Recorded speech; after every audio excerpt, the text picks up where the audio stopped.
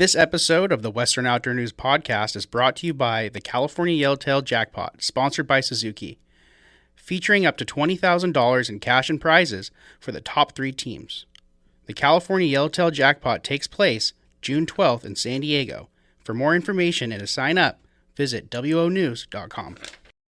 When he gets to the spot I had been standing, he stops himself with his front legs and he starts coming towards me, just snapping his jaws and using his front legs to get himself up the bank.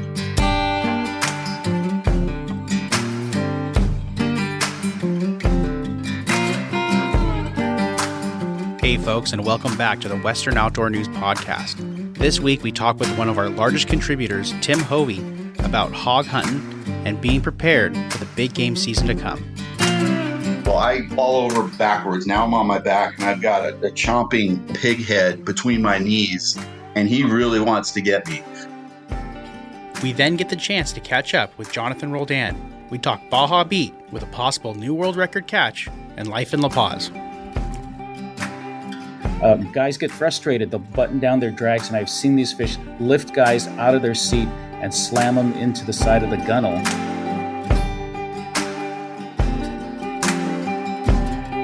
Well, Tim, we're just going to kind of get right into it. Let's talk pig for a little bit and ammunition and kind of, getting ready for that. And it is kind of an off season, but pig is year round. Yeah, absolutely. Exotic animal. Been around for a couple hundred years. If you're itching to hunt big game in the off season, they are available year round. You do need to purchase a pig tag from Fish and Wildlife. But yeah, they are an awesome species to hunt. It was my first big game animal, and to this day will be probably my favorite to chase. They're challenging. They live in some remote country, so pack a couple of good hiking boots and hopefully be in a little bit of shape, because you're going to be hiking up hills and down into valleys. They bed down into some pretty thick stuff, basically to keep them protected from predators. So if you're kicking them out of their beds during summer hunts, which is what they love to do, they do not move around much in the heat of the day. They'll be bedded up. If you can locate these beds and plan a stalk and play the wind in your favor, you should be able to kick them out of the beds. And that's some of the most exciting hunting I've ever done, to be honest. As far as firearms, 270, 30-06, 30-30, all are good rounds to take pigs. I will tell you they are tough animals. I have probably butchered up maybe 6 or 7 pigs that had the bullets of other hunters in them. So they'll take some damage and keep on moving. Some of the best advice I ever got was keep shooting until they stop moving, because they will fall down, and I've seen it happen. Really good hits, they'll fall down, get back up, and take off, and you may never find them. Yeah. Do you have any, you had suggestions on ammunition there, and would you think this is a good, way to get into hunting for a lot of new hunters? Me, myself, I've done some small game and some bird stuff, dove, a little bit of duck, things like that. Is this a good way to kind of get into it and just experience a hunt? Yeah, absolutely. I do recommend people that haven't hunted big game before and you living in California and maybe the budget's kind of cheap, instead of going out of state and applying for non-res tags and all that. Find yourself some good pig guides in Central and Northern California. There's a lot of them out there. A lot of these pig guides have access to private property. They've patterned the pigs. They know where they're going to be. It's a good opening hunt for beginners. And my very first pig hunt was a guided hunt. It's the only guided hunt I've ever been on in my life. And it taught me a lot from there on, and started chasing them on my own, but learned a lot. A lot of times these guided hunts, and you do find pigs on public land. They're heavily pressured. You're going to put in the miles. You may see them, but whether you get a shot or not is kind of speculative, because they do get pressured, and when they get pressured, they either go nocturnal or they move on to private land. So if you do want to experience a big game hunt, picking up a guide's number and going with them and just listening to everything they're telling you and ask questions. They love to answer your questions on what you're doing. And get out there and enjoy it, because it's an exciting hunt. They're tough animals. They're very challenging. Seldom are you going to see them standing out in the field waiting for you to take the shot. They're moving constantly. I would go with the kind of the 30 calibers, the bigger guns, just to give you more knockdown power. My hands down favorite rifle to shoot, believe it or not, is a lever action 30-30. Easy to swing. Sometimes you get in tight with these pig beds and you find them and they're moving. You can take easy shots, but if you want to stretch your distance, shoot across a canyon 200, 300, 400 yards, you definitely want to go with those bigger calibers. Okay. Yeah. It sounds like that 30-30 lever action would be a interesting way and fun way to kind of, have to spot stalk, get close. And you are shooting through a little bit of brush every once in a while, it sounds like, with these pigs, especially if they do take off after a first shot and you want to get obviously a kill, and you don't want to let that animal get too far and wounded and die somewhere else. You want to harvest what you can. Would you think the 30-30 is a good beginner for that? To be honest, I'll say no. That was my first big game rifle. I've had it for 40 years. And what it has really shined for me as a weapon of finding pig beds and actually what we call running the pig beds. I'll set shooters up, like up canyon. I'll play the wind and I'll be the guinea pig and I'll walk through that pig bed. And you can smell pigs when they're there. Certainly see fresh signs, scat, and tracks. Play the wind in your favor. If they get any whiff of you, they're gone. But the thing I've noticed is, and I've been able to sneak right up to sleeping pigs within 3 or 4 yards. If you're quiet and you play that wind, they're going to snooze right through you. But what I've also noticed is once you kick them up, say you move through a bed and all of a sudden they know something's up, a lot of them will run away. A lot of them get up, move 30 yards, turn around and see what kicked them out of their beds. And that's your opportunity. And okay, for me, that stop and look back. Yeah, for me, that 30-30 is the gun of choice for that. And we've taken a number of pigs doing exactly that. Kick them out of their beds, wait for them to run off. I can shoot on the run with that rifle. But once we're talking about stretching the distance 100 plus yards, I reach for the 30-06. Yeah. So you have your guys, hopefully up on the, upper ends of the canyons looking down, and you kick them out. You might get one. The rest of the pig runs off, and they might be able to pick a pig or two off. Yeah, as they're making their way out. Yeah, we've done it. I've got both my daughters, their first pigs, doing exactly that. Just kicking them out of their beds and sneaking up on them, and then giving them opportunities once the pigs kind of spread out and start slowing down. Yeah, well, you kind of you said something a little earlier about having that 30-30 and being ready and quick to the draw, essentially, on a pig that stops and looks back. Tell me the importance of, knowing your rifle and understanding how, exactly how it feels, so that when a pig does pop up and move along and turn around and give you that opportunity, you're ready. Yeah, that's a really good point, Daniel. One of the reasons I really like the 30-30 for what I call a brush gun, something kind of in close, is it's light. You chop 6 inches off the barrel. It's not very long. It does affect, like we talked about, the distance or the accuracy at range, but for those close-in shots, you're swinging that thing. It almost feels like a toy.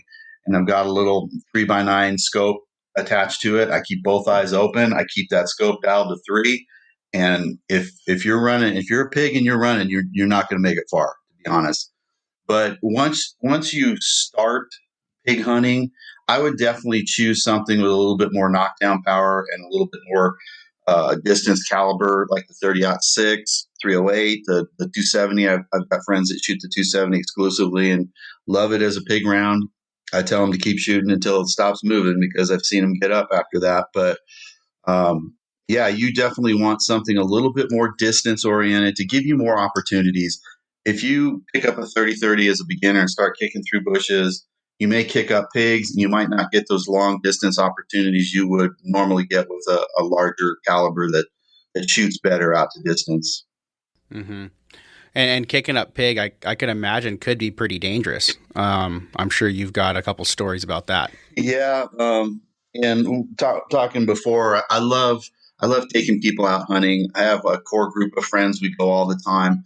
But there's something about solo hunts for me that I love the challenge. I love not knowing what's how the day's going to unfold. I did have kind of and I've been charged a couple times by pigs. Probably the closest thing that ever happened to me was a solo hunt with my trusty 30-30. I actually wanted to cross over into a drainage parallel to the drainage I was on. The wind wasn't great. So I'm moving up this drainage, very, very shallow and very steep.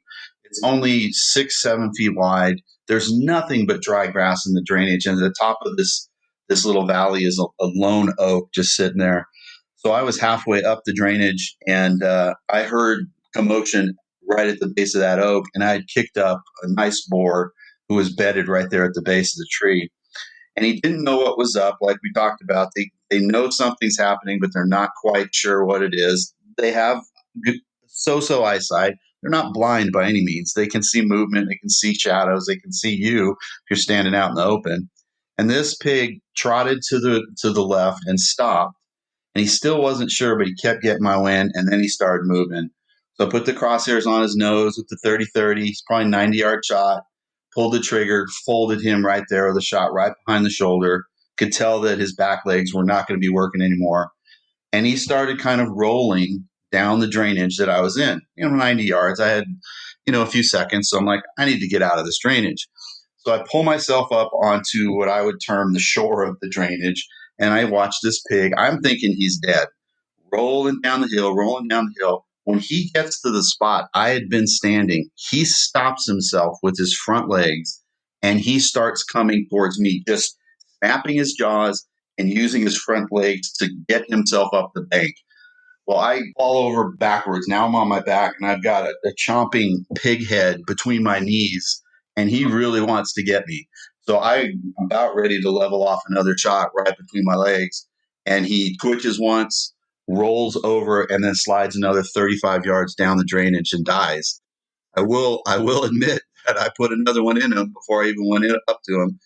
But yeah, that was the closest I've ever come to being injured, I would say. But it all turned out well in the end. I mean, being prepared and being ready, like you had said, you were ready to take that shot when he twitched and rolled down the hill. But just it sounds like being prepared for that kind of situation is huge. And any kind of these hunts and really any hunt, being prepared to raise your rifle and be ready to take a shot. Absolutely. You really don't want to just think you're going on a hike with your rifle. If you're a dedicated hunter and you really want to succeed, stay on point 100% of the time. I cannot tell you how many times we've been doing something and boom, off to the left, pigs take off or animals take off. And you just have to be ready. You can't just be talking about baseball and walking through with your rifle on your shoulder. You have to pay attention to what's going on, pay attention to the wind, use your nose, man. Like I said, pigs are stinky animals and you will smell them when you get close. And just pay attention. And when things start to move, like I said, one or two of those pigs is going to stop and they're going to look back on what was that? And that's your opportunity. Yeah. Yeah. And then what's awesome about kind of pig being year round and during the off season for a lot of other big game is you're out there, I'm sure, scouting new area, looking at previous area and just using that time outdoors to kind of set up your next season. Oh, absolutely. When I'm out scouting, I'm very rarely scouting for one single animal. I've been out deer scouting and kicked up quail, chucker, rabbit, and I always make note of that. Going, man, there's a lot of rabbit out here. There's a spring. They're held here, And sure enough, July 1st, and that's right around the corner. We'll be camped right at that spot, and the next morning, grab limits of rabbit because we paid attention while we're scouting something else. So when you're outside and spending your time scouting anything, looking for prints, looking for scat, habitat, water, pay attention to every animal, because there's a lot of seasons out there, and you can gather valuable information just by scouting some animals and kicking up others. And some of the spots, the good spots I've collected over the years for certain species, have all pretty much all come from scouting other animals. So yeah, pay attention out there. Yeah, I could only imagine. Wow, if you kicked up a couple hog while you're on a rabbit hunt. Yeah, yeah. That could kind of be intimidating, I bet. Yeah, I mean, and you start getting into the zone. Like if we're out big game hunting, you really don't want to, like, oh, there's quail. Yeah. You really know. You make a mental note of it and you move on. Big game, pig, exciting. If you do want to get into it, definitely hit up a guide and learn some stuff from them, and learn what the habitat looks like, learn what fresh sign looks like, find water, and go from there. And yeah, it's exciting. Yeah, it sounds like getting the guide really is the key to success in a lot of these hunts, and that's how you're going to learn. It's the same for even fishing. When I go to a new place to fish, a lot of times, and it's something completely new to me, like a steelhead fishery, which I obviously don't have much experience in, being down here in Southern California, getting a guide to be able to just show you, the basics and get you on the right path to create your own success is huge. Yeah. And I would imagine in California, most of it's kind of Santa Barbara north for the pig hunting. Yeah, you hit them in Santa Barbara. I've seen a handful of pigs, Santa Barbara public land. But like I said, if there's hunters in Southern California, the internet has changed a lot of things, and in my opinion, has made the world a lot smaller. Somebody's going to want to squawk about, hey, I saw pigs on public land, and the next weekend, good luck getting out there. But yeah, Santa Barbara. If you come in more inland, Tejon and north, the Tehachapi's has pigs. But as you move north, you start getting more from Tejon and the Grapevine. You start getting more abundance of pigs on private lands, some public land. Yeah, and I think a few years ago they even had them down as far as San Diego. Somebody, some down there. I've heard of that, and I remember talking to one of the guys at the one of the captains at the wharf, and he was actually going on a pig hunt, doing the dog thing. Yeah. In San Diego County. Yeah, I know the Department of Fish and Wildlife had a pretty focused effort to get them out of there.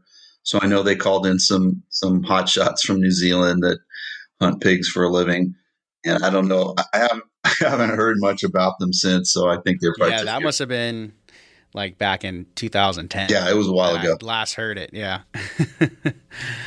Well, I'm sitting here looking at the paper, and your latest contribution was kind of a throwback to Baja. Let's kind of get into that little trip. That was kind of something new and cool, and you went there with a large group of students, correct? Yeah. So from about the early 90s to the mid to late 2000s, I spent a lot of time down that Baja Peninsula, just about every place you could camp, from Ensenada all the way down to close to the tip. During my college days, we were working on species that frequented both sides of both the Gulf of California, Sea of Cortez, and the Pacific side. And we would go down there and just catch these fish, bring them back to shore, and work them up for science. And then we'd pack everything up and move 100 miles down the coast and do it again. So yeah. And the main species of focus was spotted bay bass. Spotted bay bass was my species that I worked on for my graduate project, looking at reproductive strategies in 6 different populations. I also had 2 other lab mates that were working on different life history aspects of that same species. So we would go out and spend a day fishing, come back and pick apart the specimen and take what we each needed for our individual project. So by the time we were done, the 3 of us had a pretty solid life history outline of that species. But also when I was in the university, I accepted a job as a field operations manager, where I would go to mostly Mexico and Baja to catch species for other students that didn't fish, that didn't know how to gather these things. So we would load up a whaler in a state vehicle and head south, and just spend a lot of time catching what we could, and living off the land, camping, and it was an amazing time. That student area, that gray area between life and responsibility, and just having awesome times and awesome adventures. And after that, I got a full time job with the department, and I didn't think I was going to be traveling down there much. And my advisor, Dr. Larry Allen, invited me along on a trip where he was taking students down to do the same thing. They were going to collect spotted bay bass for a class project, and there was a spare spot on one of the boats for me. And the first 2 days, that's all we did, is we cruised the islands and caught whatever we could. And on the third day, we were told that the restaurant that was right next to the hotel we were staying would take any of the fish that we had caught that day and cook it up for us for kind of a farewell dinner. So we went out and played around with some skipjack tuna, which is not very good to eat. And then we're deep trawl, not deep, but like using bottom lures for rockfish and grouper and stuff like that. And all of a sudden, this just huge group of foot-long half-beak bait fish just starts porpoising towards the boat, and a handful of them hit the side of the boat. And so you knew a predator was chasing them, and sure enough, here comes a 35-pound Dorado moving towards us. In 2 seconds, he was gone, and I'm like, man, I'm going to catch that fish. So I'd reel up my bottom UFO number 5 tipped with squid, throw it out there, and gave it 2 jerks, and boom, he was on. And that's part of that being prepared. Yeah, exactly. And my friend Larry thought I was nuts. He even asked, "What are you doing?" I said, "I'm going to catch that fish." He goes, "Man, I got to catch him on a bottom lure." And I'm like, "Watch this." So I ended up gaffing him, putting him in the fish box, and we added a couple grouper to the evening feast. And it was just a good, memorable trip. At one point, we were all sitting around the fire, and the students are cutting up fish for science. And Larry looks at me and goes, "Hey, man, you want to get in there and help?" And I think that I probably cut up about 3,000 to 3,500 spotted bay bass in my time. And I'm like, "No, I'll pass. I don't ever want to see that thing on a cutting board again." Yeah, I couldn't imagine cutting up all those spotted bay bass. Thanks, Tim, for all the info today on the hog hunting and being prepared for the next season. Let's go ahead and roll right in with Jonathan talking Baja Beat and this new possible world record. Hey, Daniel, how you doing today? Yes, we have a potential world record, and it's interesting that you called right now because I'm trying to fill out the IGFA form, and there's a lot more to it than I thought, but we may have a brand new world record for the all-tackle section, and it would be for a Pargo Liso, which is also known as a mullet snapper. Okay, a mullet snapper. So that's kind of like is that similar looking? I did see the picture. It's kind of like an elongated version of maybe like a dog tooth or something. A dog tooth is a little more stocky, a little thicker in the body, and it's got a bunch of teeth, and about a third of the size of a dog tooth is all head. It's like a big giant tank with teeth on it. The mullet snapper that we're talking about, imagine a Japanese koi on steroids. That's what these look like. They're bright red or copper colored. They've got huge scales in them. They do have teeth, but they're a lot more elongated with a big fin and some big shoulders. Yeah, I saw that picture, and that's what it looked like, a big, long, scaly snapper. That was awesome. So while you're going through those details right now, I guess we can just jump right into what are those details? What do you need to have to be prepared if you have a fish like that? Well, the biggest thing is I've been here almost 30 years, and we've missed a number of world records or potential world records. Number one, because we didn't have a certified scale handy, and just the logistics of where we are, it's difficult to have a scale handy, even though 12 years ago we finally obtained an IGFA scale and we have it here in town. Our fishing is located in distant areas, and when the fish are brought to the beaches, they're cut and cleaned. And so very often it's not until later on when the client or the captain comes over and shows me the picture that I go, oh my gosh, let me look at that picture again. And then I check it online, or I check it in the IGFA book and go, oh my gosh, that would have been a world record if we hadn't cut it up or if we had known. Well, we have a world record now, and or I would say we've had 2 world records currently, and hopefully this will be our 3rd. But looking at the application, I'd forgotten it. It's asking for things like the distance of the rod from the center of the reel to the tip of the rod, the distance from the center of the reel to the butt of the rod. It's asking for the names of everyone who was there when I was weighing it. It's asking for the address of the angler. And originally I had thought that this was one of the captains out at Las Arenas and Aguamargo, which is about an hour away from us down a dirt road.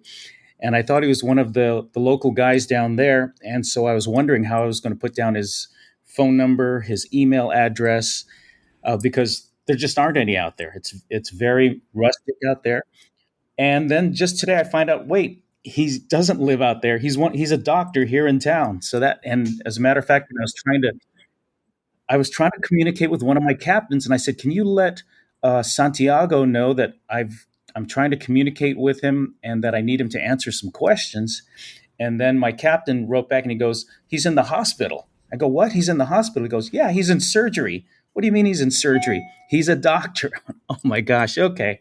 All right. That's going to make it a lot easier. So hopefully I can fill out the rest of the information here on this form. And it also asks for something like it needs to be notarized. How do I notarize it? There are no notaries here down in Mexico that can notarize the signatures and everything. So I've written to the IGFA, and I'm sure we're not the first people to get to have this happen to. So they'll figure it out, and hopefully they'll accept our application. Yeah. Wow. So obviously the weight's on there. Did you have to do like length and girth of the fish as well? Yeah, we do. That kind of info? We do, and obviously weigh it. And the current world record is 45 pounds. And it was caught in 2007, and it was caught at Cerralvo Island, same place. In fact, it was caught by a neighbor of one of our captains, and that's been sitting there since 2007. And we had a fish about 3 weeks ago that was cut up, and looking at the pictures, just like I told you, we looked at the pictures and went, that is way bigger than 45 pounds. And I did send it to some friends who are IGFA members, and all of them said that this would have been a 50-plus pound fish. So that would have been a world record. But we didn't get it to the scale. The fish that we caught the other day, Santiago's fish, weighed out at exactly 46 pounds, 20.8 kilos, I believe. And so that would exceed the current world record by a pound. Wow. That's interesting. How do you fish for a Pargo Liso? Are they carnivorous? Are they as aggressive as some of their cousins? Oh, they're crazy voracious fish. In fact, if you can imagine, like I described them as a Japanese koi on steroids, this time of year they come up into the shallows in the rocky areas. And if you can imagine an undulating copper or red pool of fish that are 10 to 60, 70 pounds, coming by your panga, and you throw bait in it and they go crashing and jumping out of the water, and you're going, oh my gosh, this is nuts. And you drag your bait through it and they don't bite it. And you drag it through again and they don't bite it. And then just when you're going, son of a, bam, they hit you and they go right into the rocks and you lose them. We call them zing powie fish because it's that quick. I have seen these fish. Guys get frustrated. They'll button down their drags, and I've seen these fish lift guys out of their seat and slam them into the side of the gunnel, and then the line snaps, either on the teeth, on these sharp scales, or in the rocks where they live. So normally we catch them by slow trolling like a sardine over the top of these fish where they're spawning and stuff, and that's how we get them. This particular fish was not caught like that. Dr. Santiago was, in fact, slow trolling for a marlin. He was at the south end of Cerralvo Island. He saw a bunch of fish crashing, and it turned out to be bonito feeding on the surface, and he figured maybe there's a marlin under there. So he was dragging a caballito through that area, figuring he'd hook a billfish, and instead this giant pargo came up from about 60 feet of water, slammed him, and he had the right gear on. But that also made it easier because being in deeper water, it wasn't able to turn and get back into the rocks. And I think that had a lot to do with him being able to catch this Landing fish. that fish. Mm-hmm. Yeah. Wow. That's awesome. It sounds like some fun fishing and something I'd be into. We do a lot of cabria fishing, leopard grouper fishing, quite a ways north of you, just around the Bay of LA area, north of that. And man, we have so much fun fishing shallow for those fish. I can only imagine exactly just bringing the gear to. You know what exactly it's like when it's trying to fish in the rocks. These fish come out of their little caves and under ledges. They come up, they slam your bait, and your chances of getting some of these bigger fish out are very, very slim because they've got everything going for it, and all you've got is a thin little line. And if you use heavier line to try to pull them out, they've got great eyesight, so you don't get bit. So it's that fun balance which adds to the sport fishing experience. Light line means I'm going to get bit, but light line also means I'm probably going to get broke off. How's the table fare on that fish? Is it just like all the other the pargos and the snappers? Are they a white, delicious, delicate fish? Oh yeah. It's chunky white meat. It's actually that cabria, grouper, and pargo are actually the most desirable fish in the fish markets here, at least in La Paz. The smaller ones fit right into a pan, right onto a plate. It's a bigger fish. The chunks are fist-sized chunks of white, flaky meat. It's delicious. And not to disregard the head, I've seen fish like this, or like you talk about the cabria or the grouper, come onto the beach. The clients take the fillets, and I've seen the captains and some of the locals going, well, I really want the head. It's got the eyeballs, the cheeks, and the head of this particular fish probably weighed 15 pounds once separated from the rest of the body. Yeah, that makes a big pot of soup and feeds a lot of people. Totally. Yeah. When we always donate. We don't keep a lot. We do a lot of catch and release where we're at, and when we do keep a couple, we always make sure to keep the heads for the restaurant, just for their personal use and stuff. And we let them keep a couple fish here and there, and it goes a long way, and it's so nice to be able to share that. Well, absolutely. This big catch is something that's kind of not really a rare occurrence right now. It seems like there's been quite a few large catches, and fishing is really looking up down your way, maybe more than years past. What do you have to talk about in that regard? That's a great point. I think we're seeing more fish and larger fish than we have seen in years. Our Dorado bite right now, our average Dorado is going 20 to 30 pounds. I'm seeing more and bigger fish in terms of probably 10 or 11 other species as well.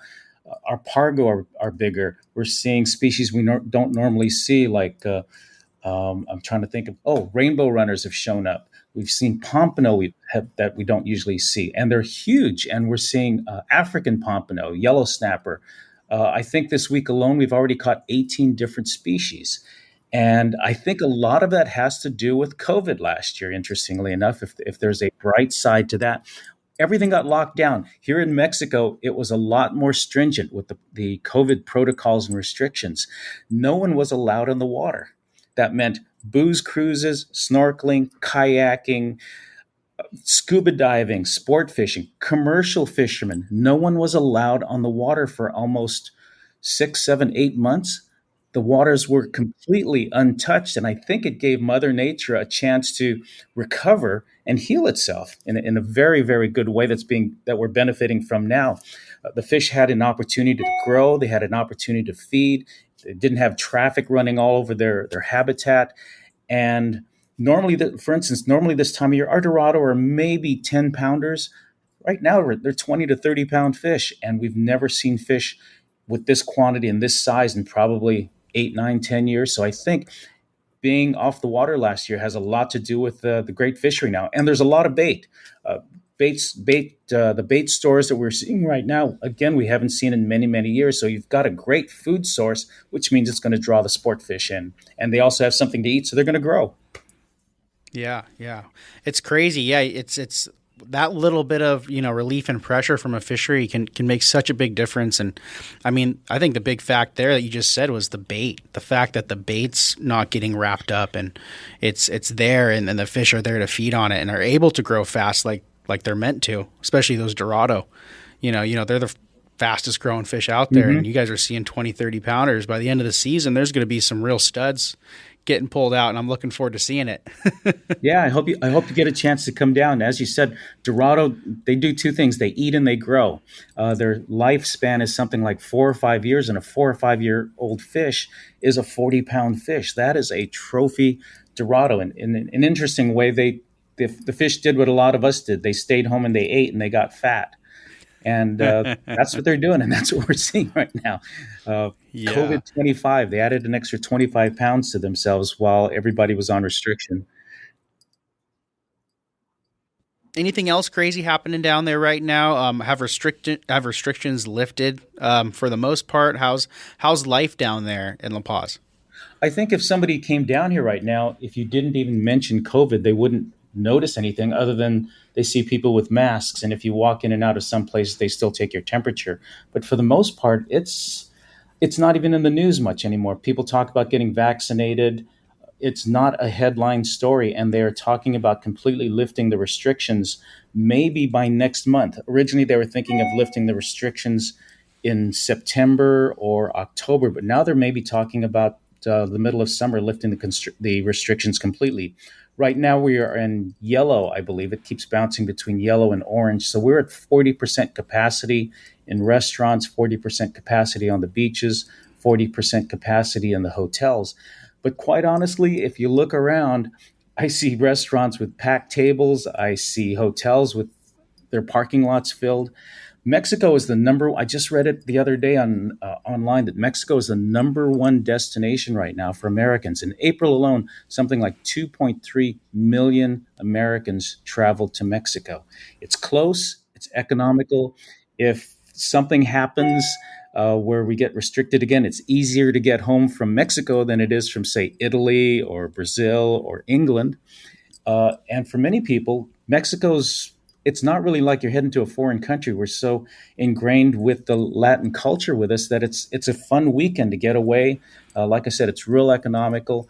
There are more and more flights that are popping up to accommodate this, and Mexico is just very welcoming right now. There's great deals to be had because the economy really suffered last year, and everyone wants the tourists back. Yeah, I could only imagine down there the hit that everyone took because, it stopped, border traffic for the most part. In the beginning of it, it was just insane. I know we did a couple trips down to our place just below the border there, and it was different than years past, but we still made it down, and man, it was just a ghost town going through San Felipe. It was weird. Oh, it was gosh, yeah. Weird. I could imagine San Felipe. Mexico got hit really hard. Folks don't earn a lot anyway. $6-7 is the minimum wage, not per hour, but per day. And 70% of the population down here is not on payroll. They earn hand to mouth. They are a cash economy, and there's no stimulus checks down here. There's no unemployment checks. There's no Social Security insurance if you're not logged on to anybody or if you're not attached to a business. So it hit a lot of people very, very hard. So everyone's excited to have tourists back. They're excited to have their businesses open again. They're excited to be out and about. It's nice to be able to go out on the beach. It's nice to be able to go out and eat at a restaurant. It just feels good. I'm sure like it is in the United States after being shut down for so long.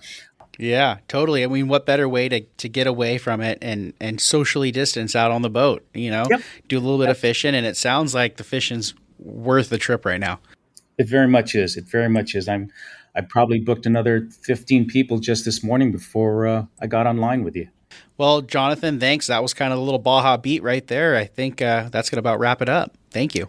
Oh, pleasure talking to you, Daniel. And I wish you the best of luck there at Western Outdoor News. You're with a great crew and a great organization. All right, folks, that's a wrap on episode 20. One more reminder for the California Yellowtail Jackpot. Registration is Friday, June 11th at Angler's Choice in San Diego. With fishing on Saturday, June 12th, head to WONews.com for more info.